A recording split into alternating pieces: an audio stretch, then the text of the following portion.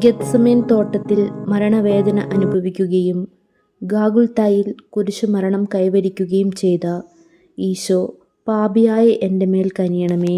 ആശ്വാസം കണ്ടെത്തുന്നതിനായി എങ്ങോട്ട് തിരിയണം എന്നറിയാതെ ഞാനിതാ വലയുന്നു. എൻ്റെ ഉറ്റമിത്രങ്ങൾ പോലും എന്നിൽ നിന്ന് വേർപെട്ടു പോയിരിക്കുന്നു. എന്നെ സ്നേഹിക്കുവാനും എൻ്റെ കാര്യങ്ങളിൽ ശ്രദ്ധ പതിക്കുവാനും ആരും ഇല്ലാതായിരിക്കുന്നു. ഈ അവസരത്തിൽ എന്നെ സ്നേഹിച്ച് പരിപാലിക്കുന്ന ഒരു പിതാവ് സ്വർഗത്തിൽ ഉണ്ടെന്ന് എന്നെ ധരിപ്പിക്കണമേ. അധ്വാനിക്കുന്നവരും ക്ലേശിക്കുന്നവരുമായ നിങ്ങളെല്ലാവരും എൻ്റെ പക്കൽ വരുവിൻ, ഞാൻ നിങ്ങളെ ആശ്വസിപ്പിക്കാം എന്നരുളി ചെയ്ത യേശുവേ, അങ്ങയുടെ സ്നേഹമിശ്രണമായ വാക്കുകൾ എൻ്റെ കർണപുടങ്ങളിൽ മാറ്റൊലി കൊള്ളട്ടെ. നിങ്ങളുടെ ദുഃഖം സന്തോഷമായി മാറും എന്നരുളി ചെയ്തുകൊണ്ട് ശിഷ്യന്മാരെ ആശ്വസിപ്പിച്ച കർത്താവേ, എനിക്ക് പ്രത്യാശ നൽകണമേ.